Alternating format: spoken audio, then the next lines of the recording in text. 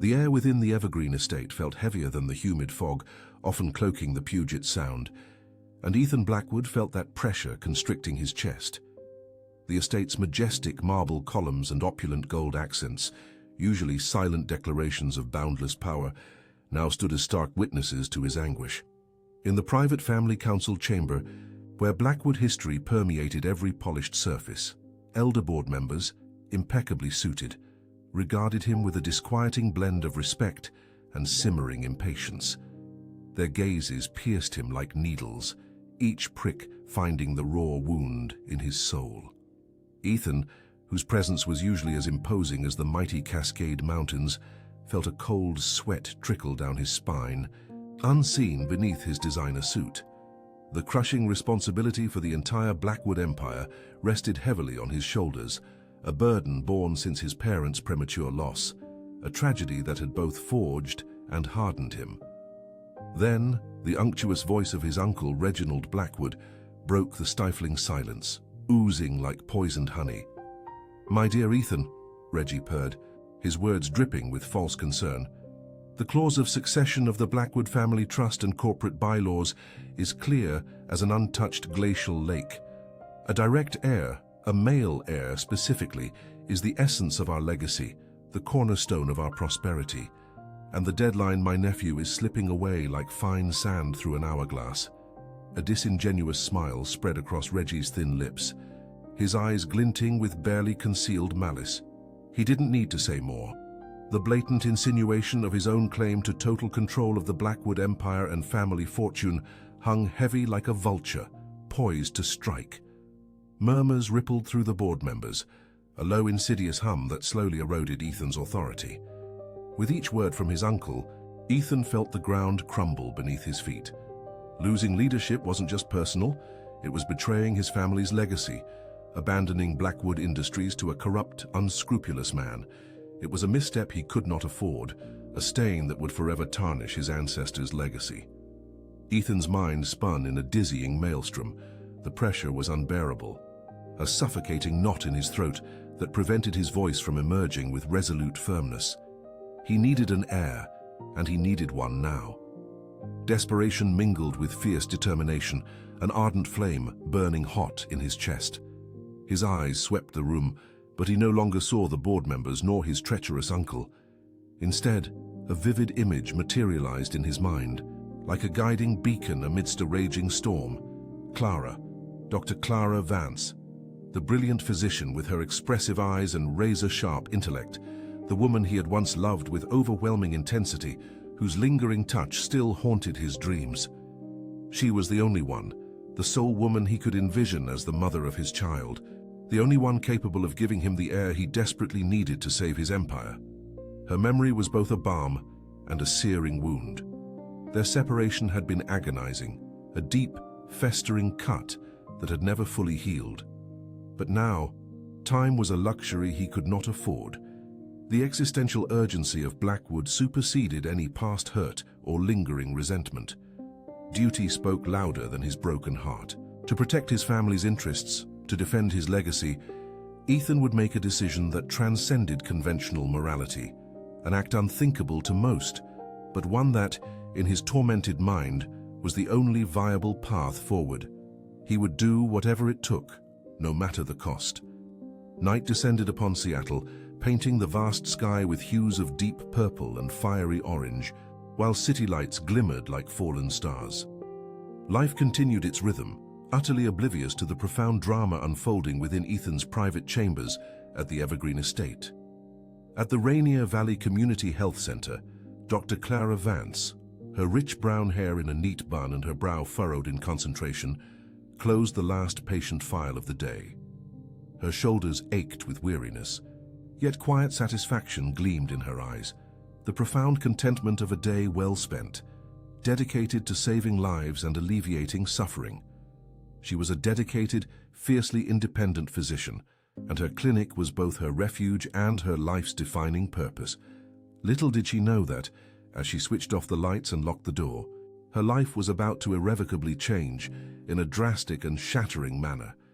Ethan, with the momentous decision etched into his soul, watched the expansive estate through the panoramic window, night's shadows stretching long and ominous like dark portents. The once rigid code of honor, now twisted by urgency and despair, propelled him down a path of no return. To abduct the woman he once cherished, to confine her until she bore him a child.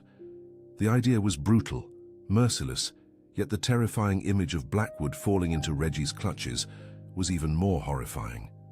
A chill snaked down his spine, a potent mixture of guilt and grim resolve. How would Clara react to such blatant coercion? Was it even conceivable that from such a morally questionable act, love could ever blossom anew? The question hung heavy in the air, as uncertain as Blackwood's future, and the answer was poised to be irrevocably unveiled within a setting of opulent luxury and forced confinement, where love and duty were destined to collide in an overwhelming, cataclysmic fashion. The soft, diffused light seeped into Clara Vance's senses, coaxing her from a heavy, medicated sleep. She blinked, trying to focus, and the first thing she noticed was the lofty ceiling, crafted with golden filigree that dissolved into intricate arabesques. This was not her simple room at the Rainier Valley Community Health Center, much less the modest home she shared with a friend. The mattress was indescribably soft. Cool silk sheets glided against her skin. She sat up abruptly, her heart beginning to race with the unfamiliarity of the surroundings. Her eyes swept across the chamber. It was a room of gargantuan proportions, decorated with a luxury that would make any architectural magazine cover look modest. Walls paneled in polished marble, heavy wine-colored velvet curtains blocking any glimpse of the outside, dark, hand-carved wooden furniture, Persian rugs that resembled paintings on the floor. There was a modern fireplace, a flawlessly designed curved sofa, and a thick glass coffee table. On the opposite wall, a gigantic, switched-off screen mirrored Clara's perturbed reflection. The air was perfectly climate-controlled, without a speck of dust or any scent other than a subtle, almost imperceptible woody fragrance. It was opulent, grand, yet something felt terribly wrong. Initial confusion gave way to a sharp alarm. She rose, feeling a slight dizziness, and walked to the only visible door. The polished, cold metal doorknob did not turn. She tried harder, panic beginning to bloom in her chest. She pounded on the solid wood, calling out for someone, but the sound seemed to dissipate into the muffled silence. No one responded. No windows, no sound from outside. The indirect lighting, which had initially seemed cozy, now became suffocating, accentuating the sensation of being trapped. "My God, where am I?" she murmured, her voice choked. It was a captivity, yes, but a luxury captivity bordering on the surreal, like something out of a spy thriller or one of those over-the-top primetime dramas. A subtle click in the lock made her jump. The door opened slowly, revealing the imposing silhouette of Ethan Blackwood. His gaze, deep and intense, swept the room and fixed on Clara. He wore an impeccable designer suit, his posture erect and his expression serious, almost stony. His presence was magnetic, dominating, filling the already grandiose space with unquestionable authority. Clara felt an electric shock course through her body. The man she had once loved with an overwhelming passion, the same man who had abandoned her without explanation, was standing there before her like a ghost from the past, materializing in the most absurd present of her life. Rage, hot and untamable, bubbled in her chest, mixed with incredulity. "Ethan, what does this mean?" she demanded, her voice trembling despite her effort to keep it steady. "Where am I? What have you done to me?" Her eyes blazed, defying the aura of power he exuded. How dared he? After everything, after all the pain he had caused, he was abducting her. It was too much for her mind to process. Ethan entered the room, closing the door behind him with a soft yet definitive sound that seemed to seal both their fates. He approached, each step measured and calculated, without a hint of hesitation. "Clara," he began, his voice firm and grave, without a note of apparent emotion, "you are safe. We are in the sanctuary, one of my secure facilities, completely isolated from the outside world." She laughed, a bitter, hysterical sound. "Safe? Isolated? Have you lost your mind? You abducted me, drugged me, and locked me in a bunker, and you tell me I'm safe. You're not the Ethan Blackwood I knew. You're a tyrant, a sick man." He ignored her, as if her words were merely background noise. "Time is short, Clara. My uncle Reggie is conspiring to usurp control of Blackwood Industries. He has support within the family council and is using the absence of a direct heir as a pretext to undermine my authority." The mention of Uncle Reggie brought a glimpse of seriousness and urgency to his expression. "The pressure to produce an heir is immense. I cannot afford to fail, and I cannot trust any other woman with this task. No other woman possesses your intelligence, your strength, your lineage." He paused, and for a fleeting instant Clara thought she saw a shadow of pain in his eyes, quickly replaced by cold determination. "You are the only one, Clara. The only one I can trust to give me an heir. A child who will be blood of my blood and yours, free from manipulations and intrigues." The doctor felt her blood run cold. Trust, after everything. He was insane. Trust? You abduct me and talk about trust? I am a doctor, Ethan, dedicated to life, to freedom. You have no right to deprive me of my autonomy. I have a life, Patience, a job at the Rainier Valley Community Health Center. Your life now is here, he declared, his words cutting like blades. And then he delivered the ultimatum, his words cold and calculated, yet charged with a hidden pain that only Clara, perhaps, could discern behind the facade of tyranny. Their eyes met, and the weight of that sentence echoed in the oppressive silence of the sanctuary. "We will not leave here until you are pregnant." The sentence hit her like a punch to the gut. Clara's fury erupted, contained only by the incredulity that he could be so cruel, so inhuman. "You're crazy, completely insane. I can't.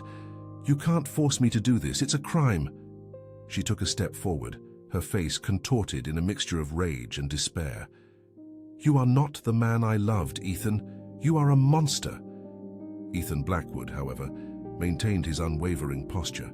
His authority was unquestionable, but behind that relentless gaze, there was an underlying vulnerability that Clara, in her fury, could barely perceive.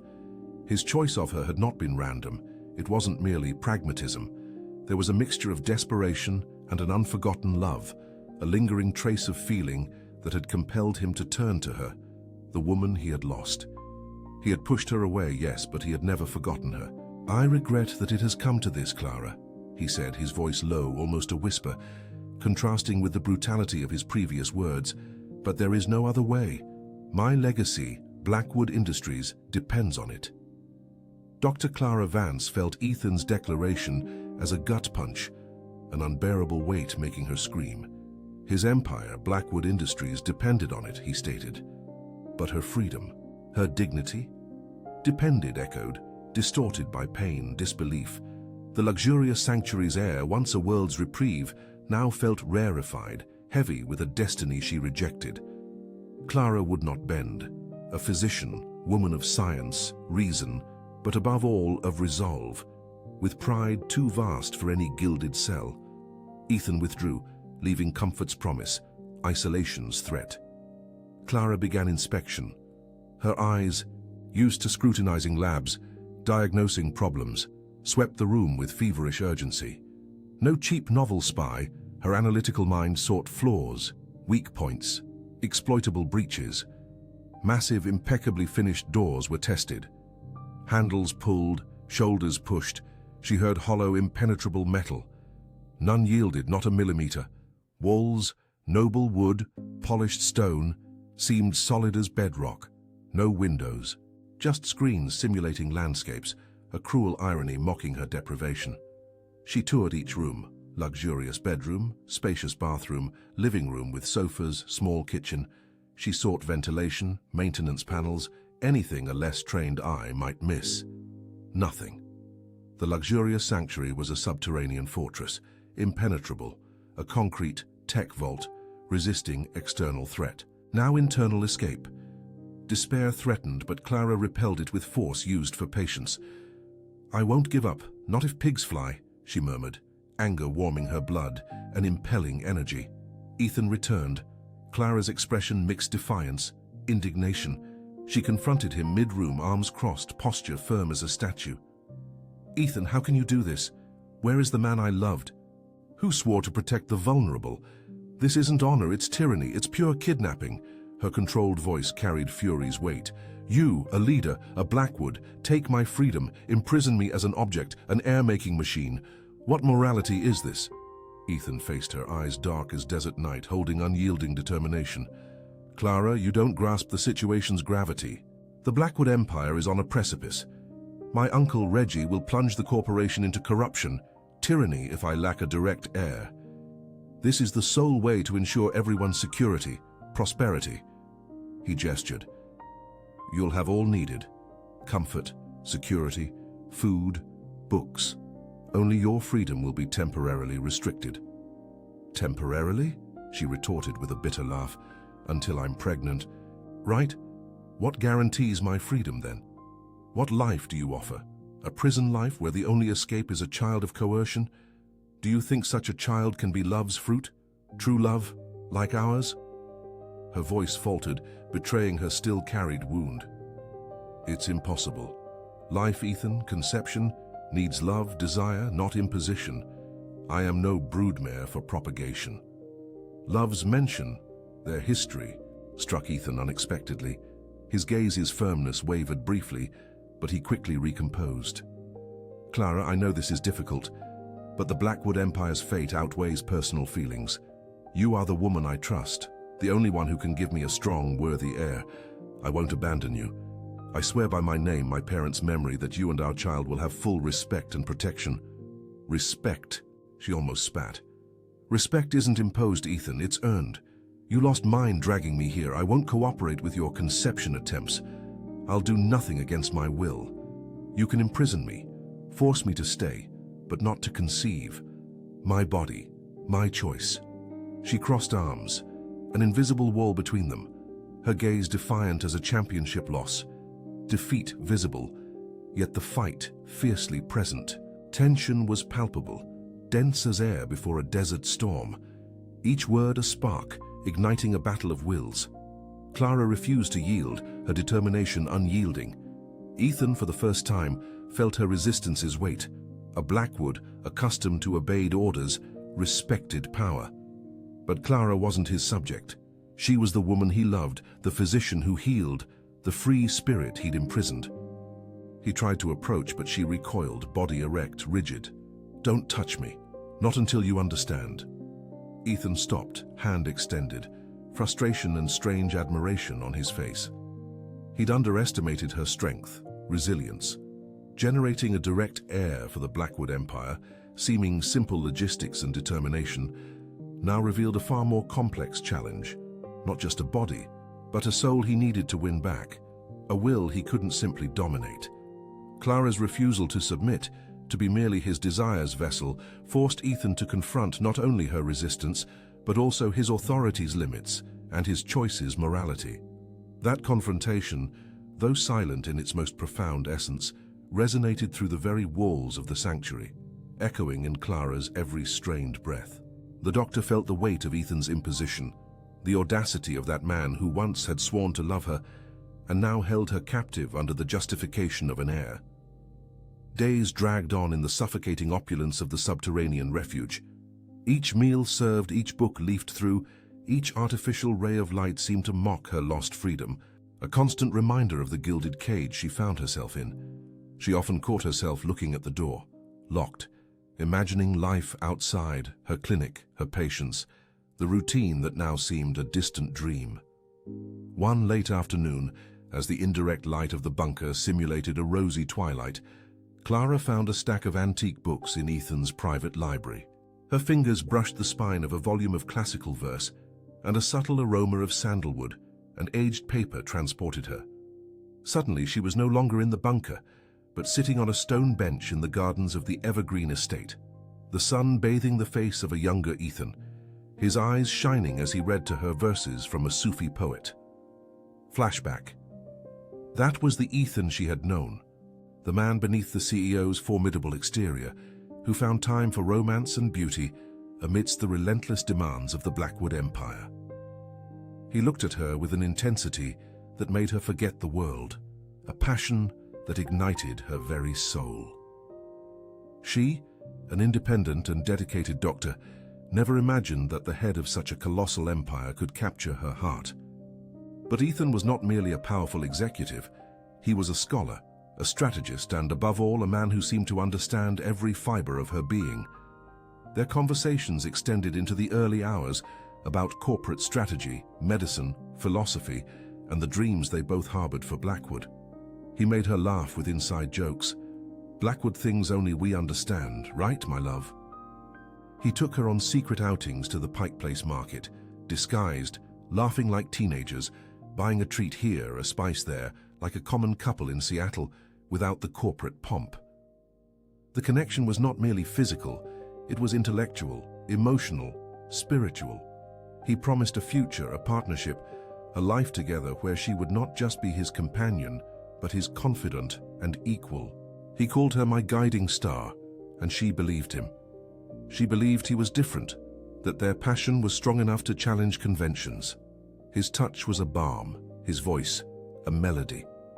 She remembered one day he took her to a secret lookout from where she could see all of the Evergreen estate and the city stretching out. "This is my world, Clara," he said, holding her hand firmly, "and I want to share it with you. Not as a queen if you don't wish to be, but as my partner, my wife, the mother of my children." Her heart almost burst with happiness. That promise, made under the starry Pacific Northwest sky, seemed unbreakable. End of flashback. A cold shiver traced Clara's spine. That Ethan, the man who made promises under the stars, was the same one who now held her prisoner. The abandonment sting she had felt years ago, when he had simply vanished from her life without a word, without explanation, returned with full force. She had been discarded, like an old toy, traded for the demands of the empire, perhaps for a more suitable corporate bride. The feeling of having been used, of having her love and trust betrayed, led her to erect high and insurmountable walls around her heart. She had dedicated herself to her career at the Rainier Valley Community Health Center, seeking solace and purpose in helping others, but the wound never truly healed. Now he kidnapped her, using the same hands that once caressed her to lock the door of her prison. It was tyranny veiled as necessity, a cruel charade. Ethan, in turn, watched Clara from afar as she leafed through the books, her expression a mixture of melancholy and contained anger. He saw her reliving the past, and his own heart tightened in his chest. The memories of that time they were together haunted him like ghosts. Her smile, so genuine and full of life, illuminated his darkest days.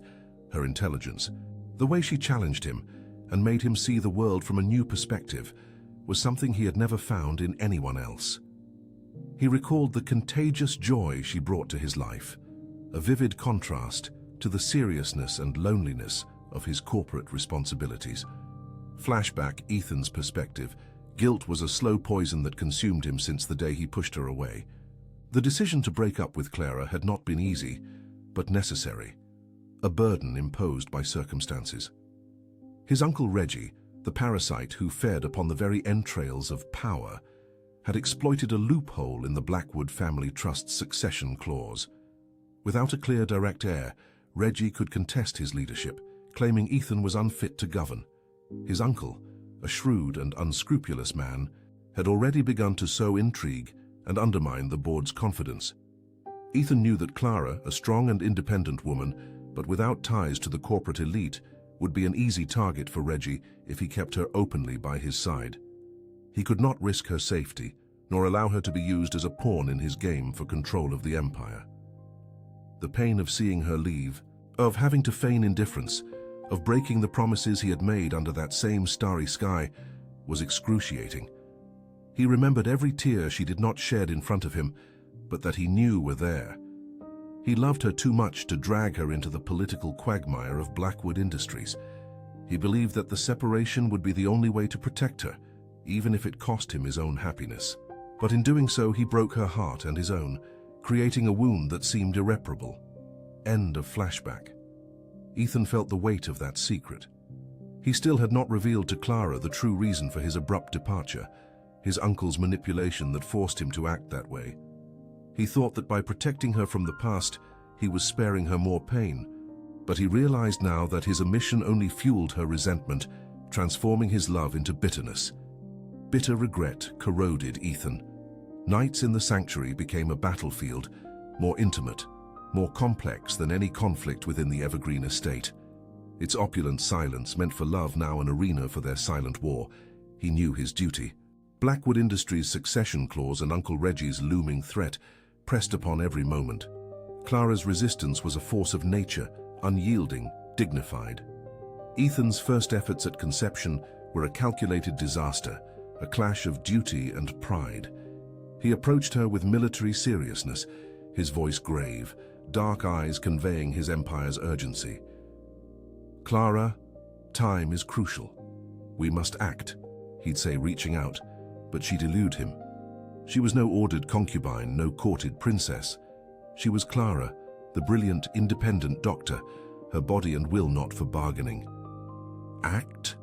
Clara laughed, a dry, humorless sound echoing in the bunker's luxury.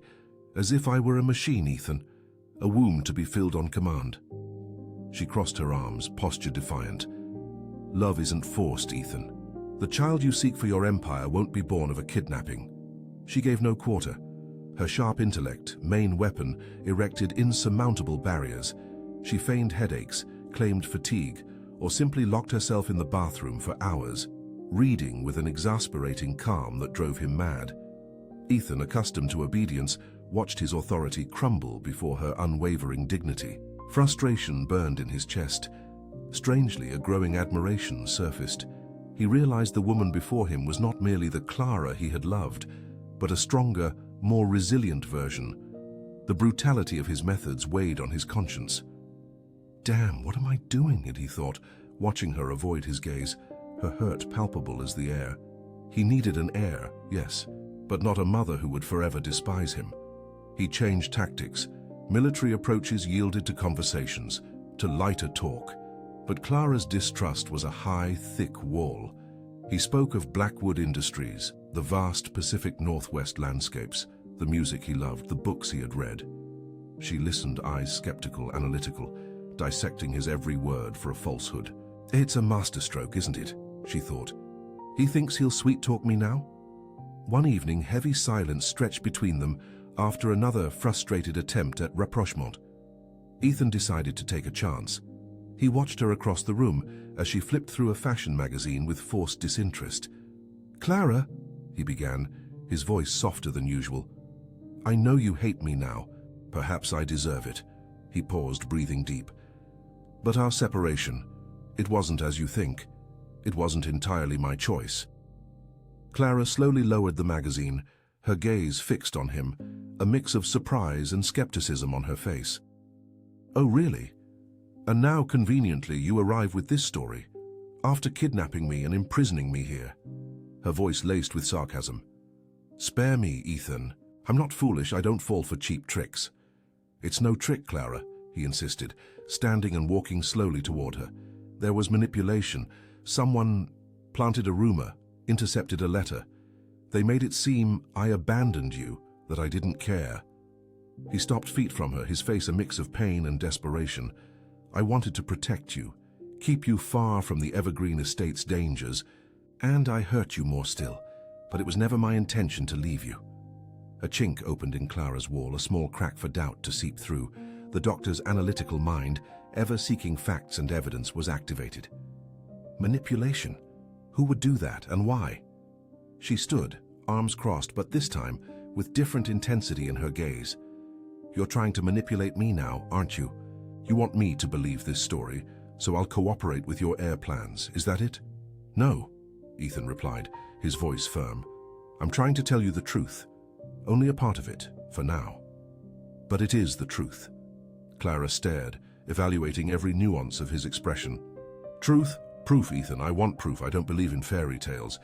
If manipulation occurred, if someone deceived us, as you say, then show me. Prove I'm not being tricked again." She challenged him, her voice resonating with new force. She was no longer a passive prisoner. She was reclaiming her space, forcing him to justify himself, to extract the hidden fragments of reality. That small revelation, though vague, opened a disturbing possibility. What if their past wasn't as simple as she'd always imagined? And what if, behind all the pain, a conspiracy woven by invisible hands truly existed? Doubt hung in the air like a thick fog, but Ethan knew that the truth, however painful, would be the only bridge to heal the wounds between them. He watched Clara, still with that haughty guard, and felt the weight of each day that passed in the isolation of the sanctuary. It was no longer enough to just speak. He had to show. With a heavy sigh, he turned to one of the discreet shelves that adorned the room, where ancient books hid secrets he had been unearthing in recent days. His fingers traced the spines until he found one that unlatched, revealing a small safe embedded in the wall. The metallic click echoed in the silence, calling Clara's attention. She looked at him suspiciously, arms crossed, unsure what to expect. Ethan retrieved a small carved wooden box and a yellowed envelope from inside the safe. His eyes met hers, a mix of apprehension and determination in his gaze. "Clara," he began, his voice grave, "I know you don't trust me, and I understand why. But what I'm about to show you now isn't about trusting me, it's about the truth that was stolen from us." He held out the envelope. "These are letters I wrote to you after we separated, letters that never reached your hands." Clara took the envelope with hesitation, as if it might burn her. Her slender fingers broke the seal, and she pulled out the carefully folded sheets. Ethan's handwriting was unmistakable. The dates were clear, weeks after the day she thought he had abandoned her. The words were of despair, of searching, of love. "I don't know where you are, my Clara. My heart cries out for you. They told me you left, but I can't believe you would leave me without a word." A solitary tear traced a path down her face as she read. She remembered the searing pain of that time, the sense of abandonment that had gnawed at her. And now, there was proof that he had searched for her. Rage began to simmer, but it wasn't directed at Ethan. It was a cold fury, aimed at a lie that had stolen years of her life. "And that's not all," Ethan continued, his voice thick with emotion as he saw pain mix with comprehension on her face. He opened the wooden box, revealing a small audio recorder, an old model but with a modern memory chip. "This is a recording from a loyal employee, a man who worked for my family for decades and was coerced into lying about my whereabouts and yours. He had a heavy conscience, and before he disappeared, he gave me this." Ethan pressed play. The trembling voice of an elderly man filled the silence of the sanctuary. "Mr. Blackwood was out of the country on an urgent mission, but Reggie ordered me to tell Dr. Vance that he had left without explanation, that he had forgotten her. He intercepted her letters and his. He wanted them both to hate each other, so they would never reunite. He said Dr. Vance was the only woman capable of giving Mr. Blackwood a strong heir, and that he could not have such a powerful rival in the line of succession." The recorder continued with sordid details, the employee describing how Reggie manipulated information, forged documents, and even paid couriers to divert correspondence, all to ensure neither Ethan nor Clara knew the truth about the other. The plan was to drive Clara away so that Ethan, disillusioned, would never form a family with her, paving the way for Reggie himself. Clara listened, open-mouthed, her blood chilling in her veins. The shock was overwhelming, rage growing with every word from the employee. A bitter, hysterical laugh escaped her lips. "So, it was all a lie? All my pain? All my anger? It was a farce?" She clutched the letters to her chest, tears streaming freely now. They weren't tears of sadness, but of an ancestral fury, of a betrayal that had stolen her youth, her faith in love, her innocence. She felt like a fool, a puppet in the hands of an invisible villain. The rage became a fireball in her stomach, but it wasn't for Ethan. It was for Reggie Blackwood, the architect of her misery. Ethan approached, hesitant, and touched her shoulder. "Clara, I'm so sorry. I'm so sorry it took me so long to discover, for being so blind. My uncle exploited my vulnerability, my grief over losing my parents. He knew I was overwhelmed with the responsibilities of the Blackwood Industries empire and that you were the only woman I would truly love. He separated us, so I wouldn't have an heir with you, so that control of the family trust could be his." He explained the extent of Reggie's ambition, how he wove his schemes within the Evergreen estate, infiltrating every level of the household staff and corporate board members. He took advantage of my mourning, my inexperience. He convinced me that you weren't the right woman to be the wife of a Blackwood CEO, that you were too independent, that you wouldn't fit into the protocols. He made me doubt everything, while bombarding me with tasks and pressures. And when I tried to find you, he always had an excuse, a barrier. Clara stood abruptly, her hands clenched into fists. Reggie Blackwood, she hissed, the name like venom. He made me feel like I wasn't good enough, that I was a hindrance. He made me doubt your love, Ethan. He made me doubt myself. The pain in her voice was palpable, but behind it, the flame of hope began to flicker. The distrust was still there like a deep scratch, but now she had a new target. Ethan wasn't just her captor. He was a victim, just like her, manipulated by an unscrupulous man. The image of the tyrant began to dissolve, revealing the wounded man she had once loved. I swear, Clara, I will make him pay for every tear you've shed, Ethan promised, his voice rough with emotion. As soon as I uncovered the truth, I started acting. I already had my suspicions, but the employee's testimony and the letters were the proof I needed. Reggie Blackwood has been arrested. My security detail captured him at the Evergreen estate, and he's in custody awaiting trial for corporate fraud and conspiracy against the Blackwood family trust. All his networks of influence are being dismantled.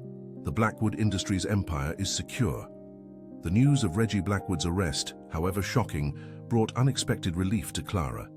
Justice was being served.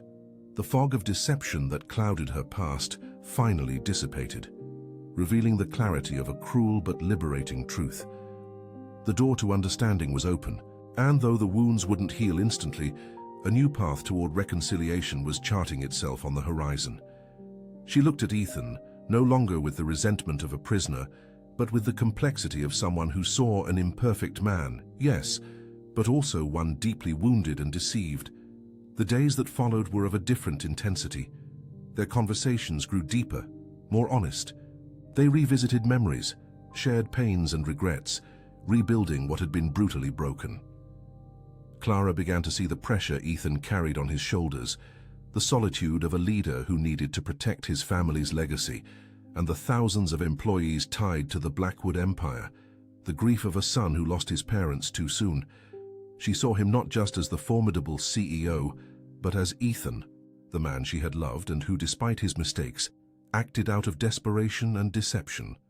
The tension of the nights of conception attempts gave way to a gentler embrace, a more tender touch, to kisses that carried the promise of a future. Each day, the barrier between them diminished, replaced by an intimacy that was reborn from pain and truth. Ethan no longer asked for a child as a duty, but as a fruit of the love he knew still existed between them. It was on a sunny morning, about 3 months after the abduction, that Clara felt a different kind of malaise.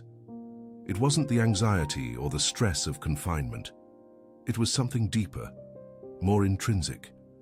She picked up the pregnancy test Ethan had left in her drawer, an object that once seemed a symbol of her imprisonment. With trembling hands, she took the test. The seconds stretched into hours. When the result appeared, 2 clear lines, Clara felt a mix of panic and ecstasy. She was pregnant. Ethan entered the room minutes later, finding her sitting on the bed, the test in her hand and her eyes glistening. He knelt before her, his heart pounding. "Clara?" he asked, his voice barely a whisper. She held out the test to him, and a slow, radiant smile spread across Ethan's face. He embraced her tightly, tears streaming from his eyes. "A child," he whispered, his voice choked. "Our child, a fruit of our love." They no longer needed the sanctuary. The prison had become a cocoon where truth had blossomed. Ethan ensured the Blackwood family trust succession was secure, with Reggie Blackwood facing justice and the power structures strengthening under his just leadership. Clara now was no longer a hostage, but the future matriarch of the Blackwood empire, his partner, his beloved. The child on the way would be the heir the Blackwood family trust needed, yes, but above all it would be the symbol of a love that survived manipulation, pain, and time. Life at the Evergreen estate awaited them, but now on new foundations. Clara would resume her passion for medicine at the Rainier Valley Community Health Center with Ethan's freedom and support.